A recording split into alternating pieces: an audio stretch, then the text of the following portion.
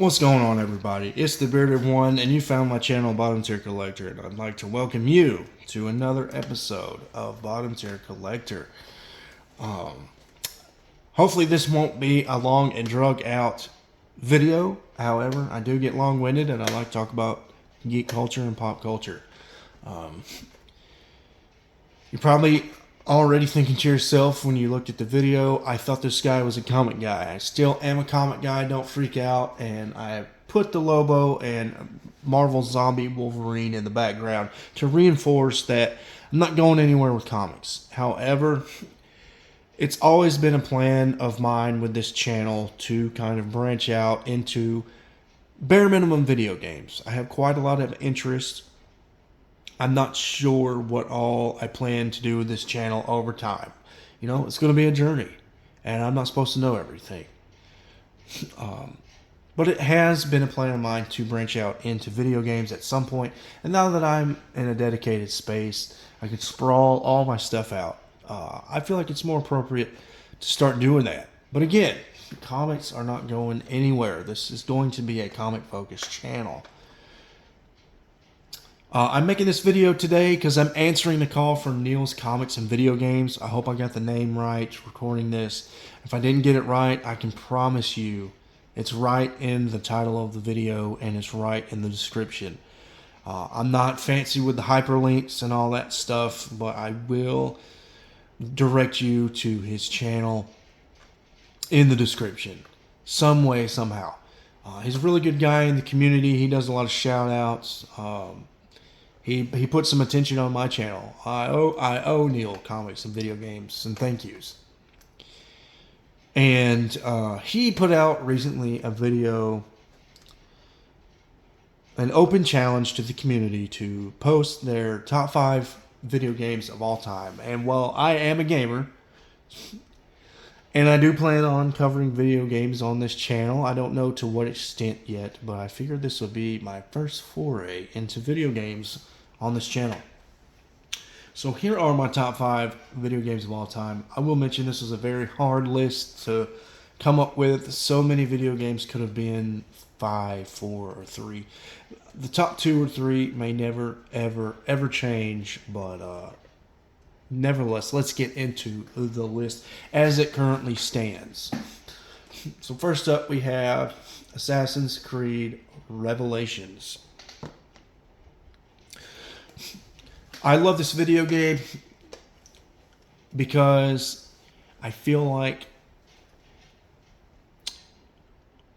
it's really underrated, and it has such emotional impact in the franchise. I've been into Assassin's Creed Revelations. Well, let's say the franchise since this game came out, but I didn't play Revelations when it came out. I decided to be type A personality about it and play from the beginning. Assassin's Creed 1, then Assassin's Creed 2, then Assassin's Creed Brotherhood, and that finally led me into Revelations. And I blazed through quite a few of the games. I think I had all 4 of these games complete and beaten. Not platinumed. I don't usually go for a platinum trophy because it involves doing ancillary stuff that doesn't matter to me. I just care about getting all the unlockables and completing all the missions. To me, that is a complete beaten game. I don't need a platinum achievement to verify that, to validate it. But if you don't know about Revelations, Assassin's Creed 2, which is probably one of the most important video games of the franchise, it really put the franchise into the forefront of the video game industry. It was considered revolutionary at the time. Well, Assassin's Creed 1 was more revolutionary. Assassin's Creed 2 just built on top of Assassin's Creed. And Revelations is the twilight era of Ezio Auditore. And Ezio's kind of the face of the franchise, the Superman of Assassin's Creed, if you will, or the Captain America. And in Assassin's Creed 2, we follow Ezio when he's a young man, either late teens or early 20s. And in Assassin's Creed 2, he's in the prime of his career as an assassin.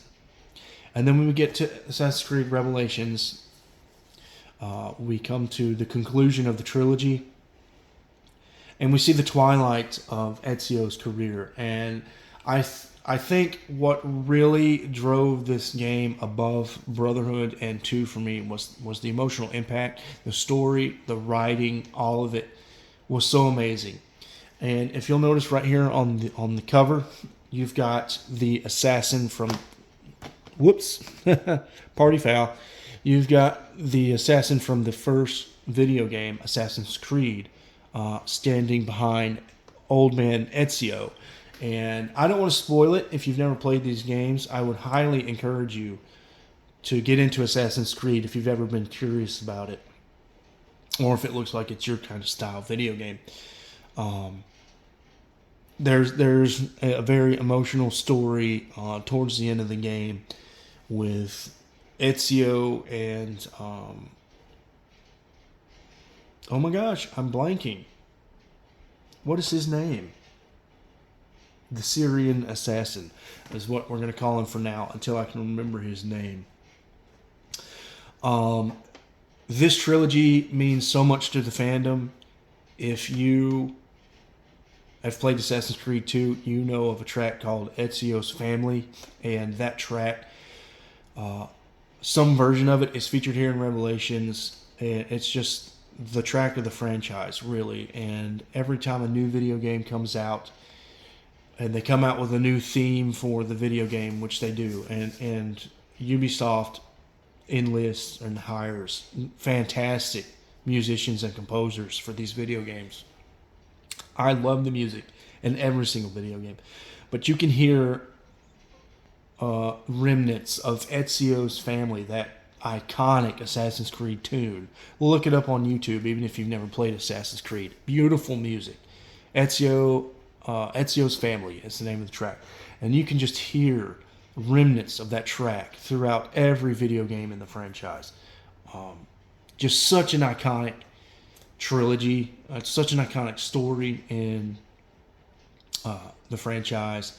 And I think, personally, I really do think this is one of the greatest video games of all time, and should get more respect than it does. And I'm talking about Revelations specifically.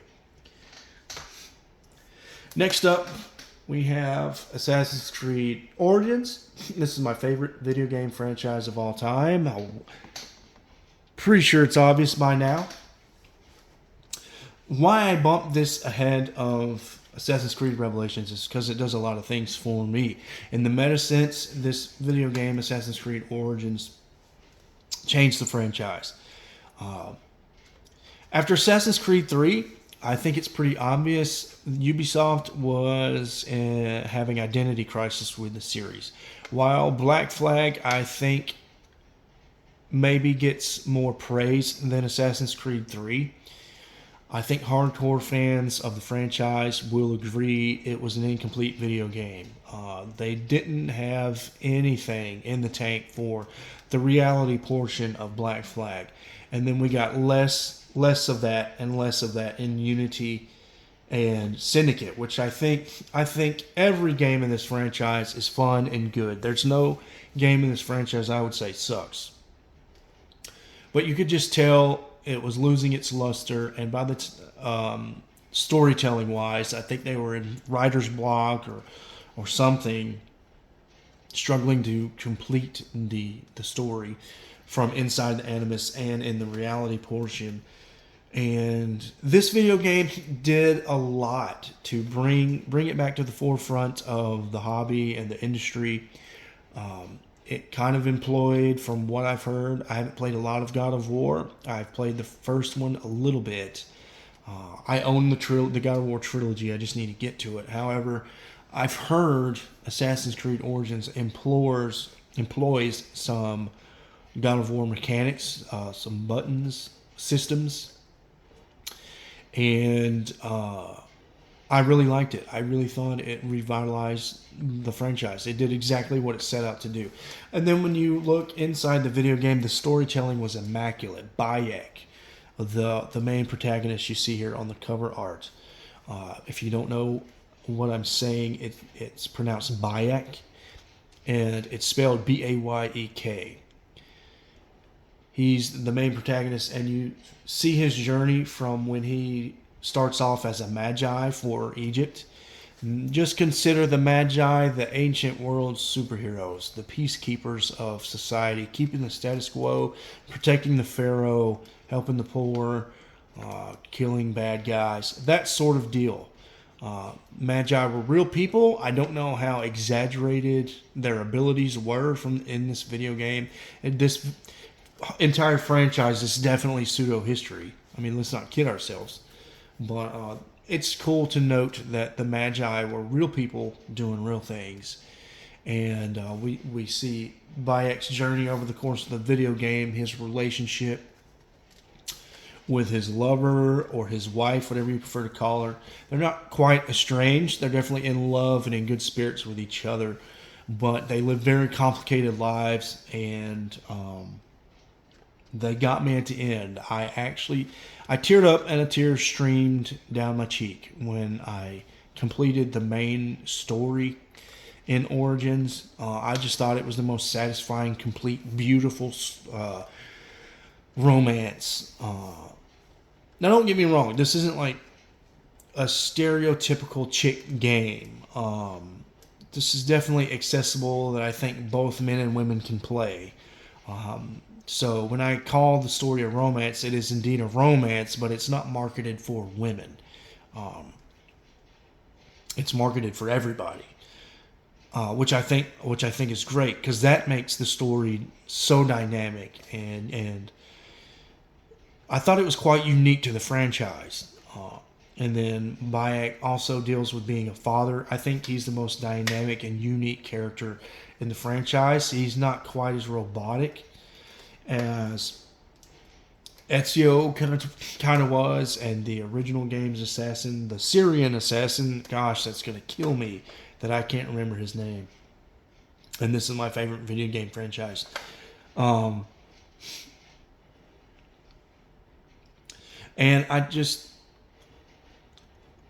the video game didn't wow me at first when I first played it, but I liked it enough to keep playing, and I just grew with the game. The more I played it, the more I liked it. And it's the first console video game that I put that amount of playing time into. I think I have over 80 hours of playing time in this, and I've beaten the first downloadable pack, because that contributes to the story. You learn about in that pack how the Bayek and Aya, his wife or his lover, Aya, start the Brotherhood. And that's really what this game is about. The foundation of the Assassin's Brotherhood and how they came to be. So yeah, fantastic video game. My favorite current era video game of all time. Next up, at number 3, I have Star Fox 64. And when I think of this game, I think of replay value. I play this game all the time to this day. I try to get at least one run. Well, I don't do it at the moment. I've averted my attention elsewhere, put my energy into other things. But for a good month, I was playing Star Fox 64 every day. And when I say a good month, that month was like 3 months ago, when I still lived at my parents' house finishing up this location. I was trying to get through the Lilat system one time a day, and it takes about 30 minutes to an hour to get through the Lilat system and beat the game. There's something about anamorphic characters. If you don't know anything about Star Fox, it's in the name, Star Fox. It's about a fox in space shooting lasers like Star Wars. And the premise of the game is this chimpanzee named Andross has taken over the Lilat system, and you are Fox McCloud, son of James McCloud, who went on a previous mission with Peppy Hare and Pigma. I forget his full name, but his main name is Pigma.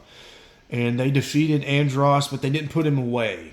and Andros has returned in Star Fox 64 and has taken over the Lilac system. And General Pepper's army of the planet Corneria has called upon 4 mercenaries: Fox McCloud, returning character Peppy Hare, Slippy Toad, and Falco Lombardi, to save the universe from Andros. And it's a fantastic video game, and I'm 1 planet away from finally completing a 25-year, seems like a lifetime goal in video games. There's an unlockable feature. This was back in the late 90s when you could unlock a video game by getting really good at it. You could unlock all the features, versus today in a world full of microtransactions, and you can just pay to unlock all the features in a video game.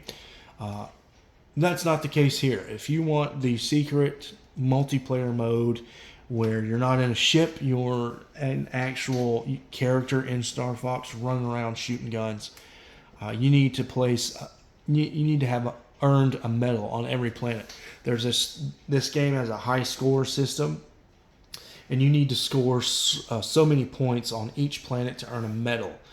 And once you've earned a medal on every single planet, which you can't do in one run, you have to do at least several runs to medal every planet. And you unlock the secret multiplayer mode. And I've never unlocked the secret multiplayer mode. And I'm 1 planet away, and a couple months ago, it's Sector Z is the planet I need to medal. And there was one run you need to hit 100 points to medal Sector Z. I had 98 or 99 points at the end of the planet's level. And it's pretty crushing. I had to turn off the game after that. I just couldn't bring myself to hit restart or replay and try again, because I was just so close.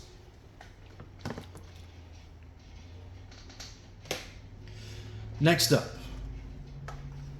one of the most sentimental video games for me of all time, Donkey Kong Country for the Super Nintendo. One of the biggest reasons why this is number 2 on my all-time list is the sentimental value. I have such fond memories of going to my favorite cousin's house and turning on her Super Nintendo and trying to beat Donkey Kong Country, as a little kid. I've been playing Donkey Kong Country for most of my life, even more than Star Fox 64.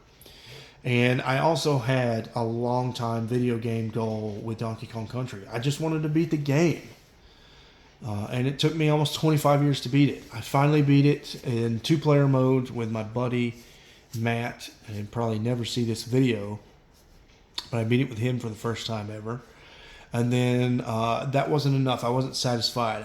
I needed to go back and beat it myself. And I finally beat it by myself a couple years ago. And now I'm just so satisfied that I beat the game. Sometimes I'll just turn it on and go to the last level and beat the game again just because I can. Because I couldn't do that for so long. And now that I can, I just wear out the opportunity to do that. I love the idea of anamorphic characters like Star Fox. Just something about it. I'm not an anime junkie, but I dabble in anime. I watch shows like Dragon Ball Z, Gundam Wing, and One Punch Man when I'm in the mood for it. And I would consider Donkey Kong Country to be anamorphic. Donkey Kong being a humanoid. Diddy Kong wearing clothes and being a humanoid as well. King K. Rool and his villains wearing clothes. I just think there's something cool and unique about the concept of anamorphic characters, creatures. And I think the platforming is very fun. They break up the monotony with these minecart levels, which are the most fun levels in the game. And then when you get to King K. Rool, if you haven't ever played King K. Rool, he's pretty tricky the first couple of times around. Now, like with all these video games from the past, the bosses have mechanics, and you just need to learn the mechanics. You need to learn their patterns, and then you'll end up beating the boss. I think this this formula of having patterns and certain mechanics was designed for replayability, for players to want to play over and over and over and get good so they can defeat the boss. And it works on me. The system works on me. I absolutely replay the heck out of this game. So let's go to number one. My favorite video game of all time, Super Mario 64. I had a huge Mario phase as a kid.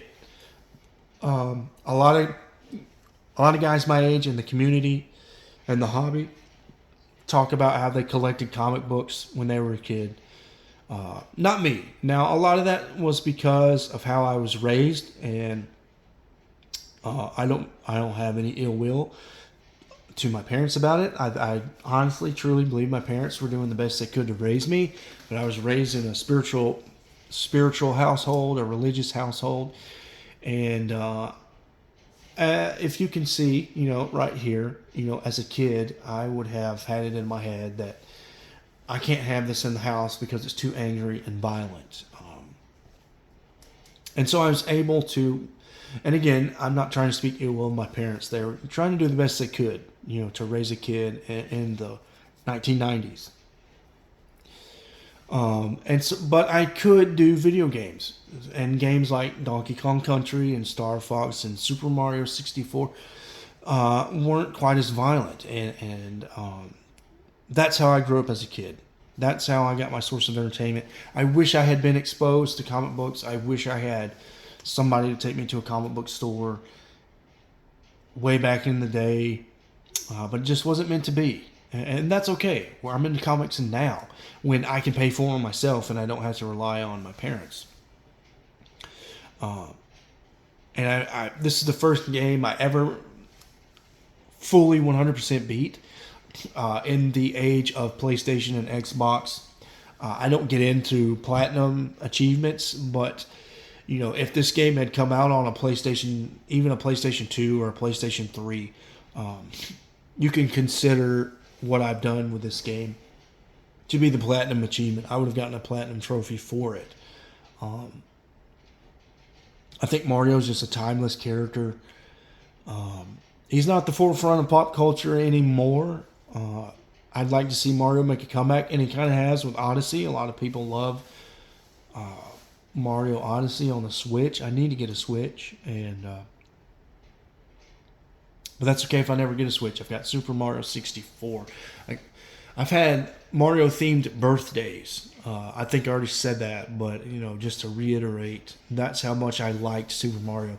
I liked the concept of you jump through these wall paintings or these wall pictures in Peach's castle. And each level design is really unique and fun. And the music I can hear the music now, and I've even introduced my son to the end theme of Super Mario. Whenever my son asks for, I want to hear the Mario song, he's talking about the theme that plays when you beat Bowser. You beat the level 3 Bowser, we'll just say, on the 3rd floor of the castle. I've even got my son into this game. He's only 4 years old, so he doesn't have the hand-eye coordination, especially for Super Mario. But he likes running around and giggling and laughing, at Mario. I'm so glad I can share that experience with my child. That's every parent's dream, I think. Every nerd parent's dream, anyways, to share their hobbies and interests with their kids. And this game just keeps on giving. I play it all the time. I'm actually in a current run to complete the game again. I haven't completed this game fully, gotten all 120 stars since I was like 12 years old. So I'm in the middle of one of those runs, and I need to pick the game back up, turn it back on, and get to that. So yeah, that'll do me for my top 5 video games of all time. Just answering the Neil's Comics and Video Games challenge. If you'll indulge me, for those of you who don't mind sticking around for the rest of the video, I'd like to talk about some honorable mentions. Probably my most played video game of all time is Sid Meier's Medieval Total War 2. It may not be a Sid Meier's game, but it's medieval. It's part of the, party foul, hitting the camera. Medieval Total War 2, I have so many hours into it. As not my first RTS, my first real-time strategy game is Age of Empires 2. Played the heck out of that game. And then the love for Age of Empires 2 transitioned into Medieval Total War 2. I still own the game. I can't play it at the moment because I think the operating system I'm using just can't recognize a video game that old. I need to find a way to emulate it probably. I just have hours and hours and hours. I spent from the time I woke up to the time I went to bed, minus bathroom breaks and food breaks, playing Medieval Total War 2.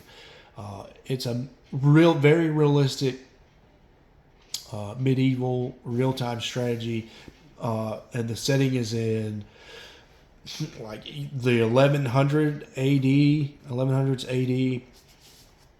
and you pick a country and you have to mitigate your taxes and fortify and upgrade your cities and build your armies and take over other country states in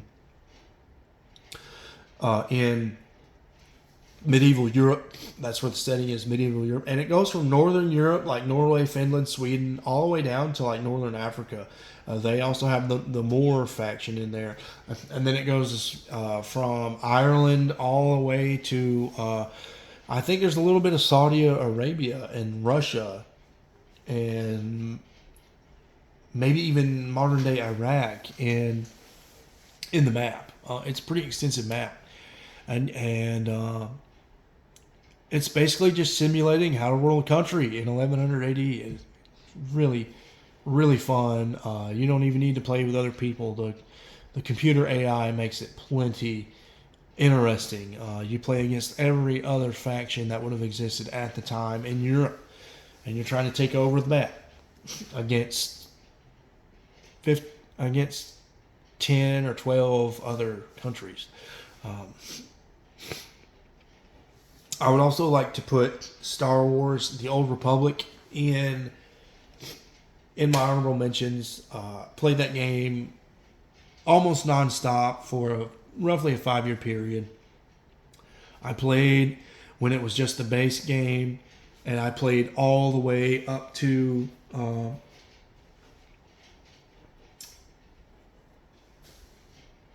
like the 2015 or 2016. When the first time they advertised in E3 in years, they tried to make a little comeback and put a little marketing advertisement out there into the ether and get more people to come and play. I was a bounty hunter, and I have such fond memories of that game. That era of Star Wars, the Old Republic, is my favorite era of Star Wars. I love the movies, nothing against the movies, but yeah, I love Star Wars: The Old Republic. And then, last but not least, I have to put WCW versus NWO Revenge. I would say sentimental wise, I don't love it as much as other video games, but the replayability is there. I still do championship belt runs. We have much better video games now with WWE 2K and all that stuff, but I still love going back to WCW versus NWO Revenge and doing title belt runs. And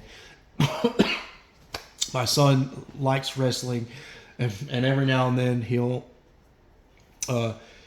play with me, and I have to do a tornado tag match when my son plays. Or he'll get impatient that he's sitting on the ropes waiting for a tag in, and I have to turn the difficulty down because he's a big button masher, the 4-year-olds do on video games. And it's just brought me a lot of joy that I've played that video game for decades now. I can't believe I can say decades, but decades. I've enjoyed playing it with so many people over my life, and now I'm getting to share that experience with my son, and that matters a lot to me. So I think I'm going to stop the video here. We hit the 30-minute mark. I know you can't see my face today, but I thought I would make the extra effort to give you guys a cool, unique background to work with. To recap, my top 5 favorite video games of all time. I'm sorry I'm party fouling, guys. I'm sitting right behind the camera. And I'm trying to sit close enough to where you guys can hear me.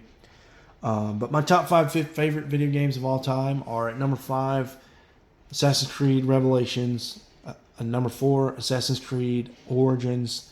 At number 3, Star Fox 64. At number 2, Donkey Kong Country. And at number 1, Super Mario 64. Hope you enjoyed this stray away from comic books. I'm just real energized that, I made that first video showcasing my son's comic book collection a week or two ago, and it's just revitalized me to make content. And I'd love to hear from you guys. That would also inspire me to get the camera out and make more videos. Until next time, guys.